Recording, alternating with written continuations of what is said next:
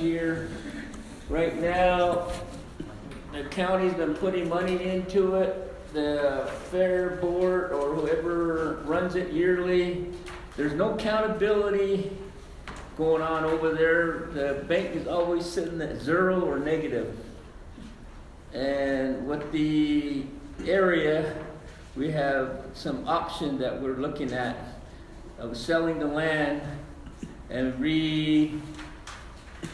taking the fairgrounds elsewhere on the Navajo Nation, or we don't know where. There's no land that we can take it on private land, that is. So it's all up to the chapters. Aneth, Red Mesa, Mexican Water, Ojeto, where we're going to put this. Like I said, financial is the main thing. They make money and we don't see it in the account. And this has been repetition for the last 5-10 years, I was told. And on top of that, we're overlapping with another private entity, I was told. Half of the rodeo ground is offsetting into somebody else's property. Encroaching. So those are things that we are looking at.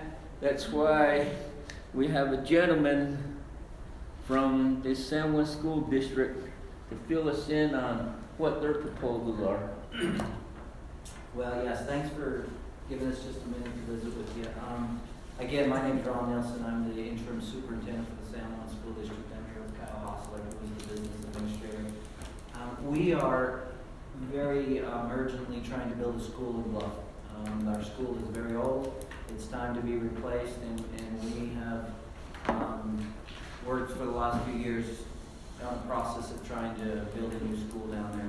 We've purchased some land, the district has, and that land has had a fair amount of criticism that has come forward. It has very high potential. It has a history of archaeological sites, and it has potential for either further archaeological sites to be found if developed.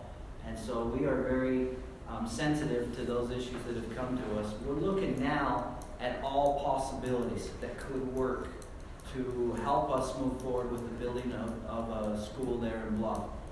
We have approximately 110 students in Bluff Elementary presently. I am guessing that the student body, the makeup of the student body is probably about 95 to 97% Native American. So about 100 of those students do come that are in Bluff Elementary are Native students. Anyways, we got looking at all of the possibilities in Bluff. We looked at the land that the Utah Navajo Trust had, where the rodeo grounds was, and just in our effort to explore all possibilities, we're here today to see if there's any possibility of that land being acquired through any means by the district to go ahead and move forward in that way. We are aware that we're kind of on flip sides of the table. I don't know how many of you have a historical many years, but probably as many as 8 or 9 years ago, we were on opposite sides of the table when the Utah Navajo Trust approached us about some land in Monument Valley to work with UNHS to build a clinic. And so we are presently cooperating on a 99-year lease that I believe for that land. So there's been a history of working together to best serve the students and the families in those areas, which is our interest and your interest as well.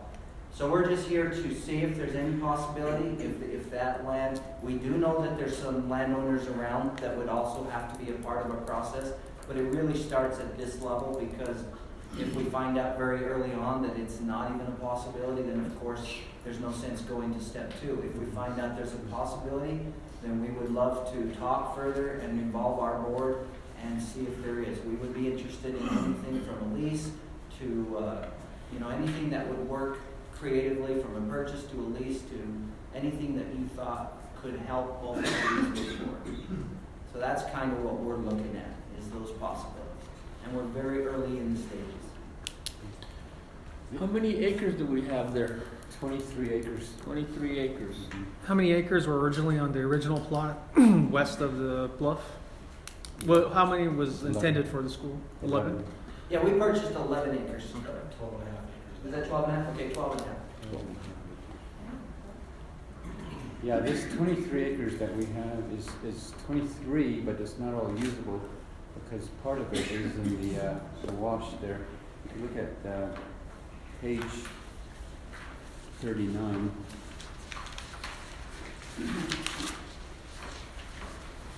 If you can flip that sideways like this, this road, this highway is the one that goes to the left there at the bottom, and you can see where the kind of the rodeo ground is, and then all the way up to the top would be the powwow grounds. Wow. And then you'll see that most of it is where all of this tamarisk, salt cedar trees are. That's where a lot of, and it even goes partially at the upper right-hand corner is right in the middle of the stream, basically. Okay, and so this could all of the dark area in the middle could be usable. It could be developed and then usable, but I don't think the whole entire so many acres would be used. All of it probably will not be usable, and so, and we're only using maybe a third of this for fairgrounds at this point. The other thing is that this has been something that's been controversial ever since the UNDC days, when UNDC was dismantled back in 1990. This is under the settlement agreement. There's certain pieces of certain buildings, certain pieces of land that reverted to the state of Utah under the Navajo Trust Fund, and so this was one of them. This is something that maybe the trust fund really didn't want but got anyway, and that holds true for some other properties that we have in collections. And so we've been talking about this, and we've been brainstorming over this on what the possible use of the fairgrounds might be. And every time that we talk about this, we have to talk about where to move it, even though that's really not the responsibility of the trust fund. We allow this land to be used for fairgrounds, but if another site was identified, we would probably have to assist with moving all of these items, and then it would probably belong to whatever, the items on top would probably belong to whoever would then own the fairgrounds at that point. It's unclear, this is one of those undivided interest type of things. It's unclear how much ownership we have in all of these structures here. It was made from donations and also from the fairground budget, building some of these things, partially with trust fund money, partially with UNDC money, and then partially from just donations. There was a lot of donations from what is now Resolute, some of the oil companies. And so, like I said, it's unclear how much we have, but we would assume we have a 1/2 undivided interest in all of the structures that are there. And we've always been worried about liability on this whole thing. And so that's one of the things that the state would like to get out of, and is worried about liability, and we've gotten sued several times before, and so we're always worried about that liability. So it would be in the trust fund's interest to, not have the fair there anymore, basically, and to have it moved. I know it's been talked about for 20, 30 years of moving the fair to another site, and the Mexican Water chapter has identified land across the highway from where their new chapter house building is. But then the Red Mesa chapter was wanting to have it moved maybe to the Rutherford area. And so Mexican Water was not, they identified land, but they weren't really pushing it that hard. And so Red Mesa, I think, really did want the fair to be in their area. And so they're still working on it, I think, to this day, to try to have fairgrounds there. So that may be a possibility. I don't know. That depends on the chapter and some others. But when we sell land, we try to hold it out to the highest and best use that would eventually serve Utah Navajo, benefit Utah Navajos. And having the elementary school, you know, built there, either sold or leased to the school district would be probably it would qualify, I think, would be as one of the highest and best use of that land, where Navajos would benefit off of that. So what we're asking is, what are your, this is just the beginning stage this is an idea stage at this point. Nothing's been decided. It's not a done deal or anything like that. This is the first discussion here, just to see, and so whatever you guys are thinking, they would take it back to their board. It might go back and forth. The more serious it gets, it'll go back and forth, and then the chapters would be notified as well also. Ryan, you had? Yeah, it's just one question. So if we, just an idea, how much scrutiny would the school district get if they simply leased it as opposed to actually selling it to them? Would it be? You know, I can't speak for the board, and Kyle can't either, but I think if it was a similar type lease to what we looked at in Monument Valley, I think that would be, we would listen to that very carefully. I think that's a possibility of being very attractive. Well, I guess what I'm going for with the original land purchase west of Bluff, that came under heavy scrutiny. Now, if we leased it, which is sort of developed, would it come up? Does anybody know if it will come under that type of scrutiny? I think no, not for sure. There's a little bit of maybe there's still. Could there be any archaeological sites in that land presently? That I don't know that answer, but I do know the fact that it has been somewhat developed and used. And it's even used in a cultural manner sometimes. So it was maybe, you wouldn't even know better than I would if that would be a safer situation. We might want to be looking even into the, we probably want to look to see if there was any archaeological surveys or any type of clearances given on that land at any point. We would probably want to do one or pursue one of those before purchasing and leasing, just to make sure we're not trading problem for problem. Yeah. Is that the reason why Bluff has come under fire is because of some of the archaeological findings or potential findings that could be in that property. Is there something you know?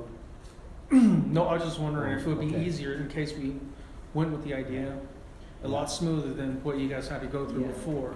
Yeah, Also, how close is Bluff becoming, I guess, a city type kind of deal? Township. Yeah, incorporated. Again, that's it depends on who you talk to. Right. So it'd Some still be will tell under. you very close, and some will tell you not very close. So it'd still be under county, state, stuff like that. So, okay. All right. There's a lot of talk of that, and at one point it might happen, but it has not yet. So we're not really sure of where the talking stage is at, where it will be implemented or not. For We're not. You mean as far as incorporating Bluff? Yes. Yeah, I don't know exactly where that stands. I saw a flyer or a map last time where they took a big old chunk of the whole city of Bluff and beyond that. Is that part of it? Not sure. We haven't been involved in any of those discussions or conversations as far as. Oh, really? yeah.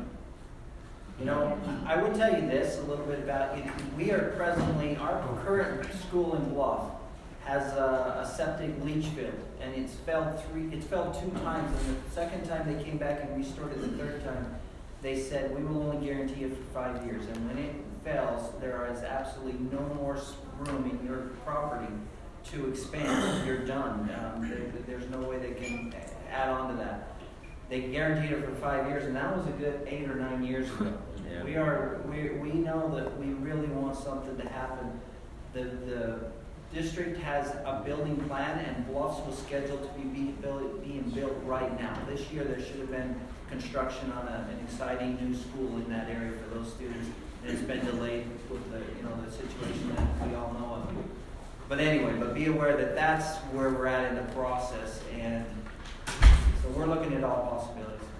I know for the, was mentioned before, but for the fair itself, it's always in the red because the cost to even have it function. I mean, I believe it's around with the powwow, with the song and dance, with the rodeo, and the parade, and the beauty contest. I guess it all comes up. The county puts in about 40,000, and then an additional 30,000 has to be raised to meet the costs, and I don't think that's feasible, particularly if it's on UNTF property. It's not. I don't believe it's a good thing year after year. When the only money it makes is around 10,000, or around that. So I'd be willing to look into the idea of us pursuing working with the school district on that property.